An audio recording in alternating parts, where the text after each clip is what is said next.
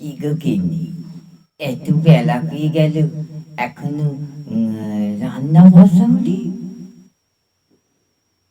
আজকে রান্না করবো না, তোমার বড্ড খিদে খাই খাই। আজ বৃহস্পতিবার, জানো না? লক্ষ্মী পুজো করব। সেই সন্ধেবেলা আমি লক্ষ্মী পুজো করে তবে আমি হাঁড়ি চড়াবো। আর সারাদিন তোমায় উপোস থাকতে হবে, আমিও উপোস থাকবো। এই বুড়ো বয়সে একবার করে উপোস করো, শরীর ভালো থাকবে। না গিন্নি, না খেলে দিলে আমার মাথা টাথা কিরম করে, চোখ মুগ্ধ হয়ে যায়।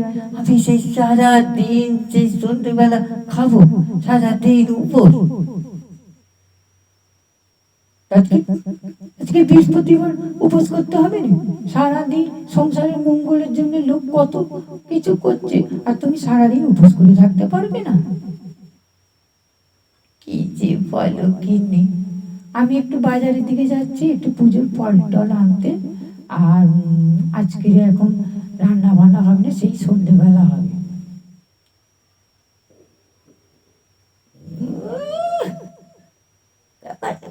বললেই হয়ে গেল, সারাদিন উপোস করবো।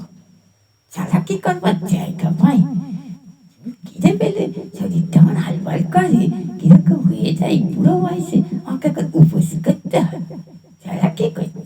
তুমি যেমন লক্ষ্মী পূজা করবে সারাদিন উপোস করে, আমিও তেমন নারায়ণ পুজো করবো, সারাদিন খেয়ে দেই।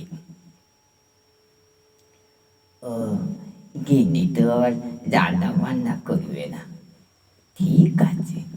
ওই মুড়ি দিব সারাদিন ফাঁকা করব, আর বিস্কুটের দিব সারাদিন ফাঁকা করব, চানাচুরের দিবেও ফাঁকা করব, সব কিছু আর ফাঁকা করে আমি নারায়ণ পূজা করব।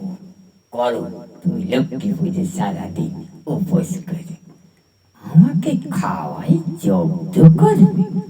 এত বড় সাহস! ঠিক আছে, মজা দেখবে তুমি সন্ধ্যাবেলা।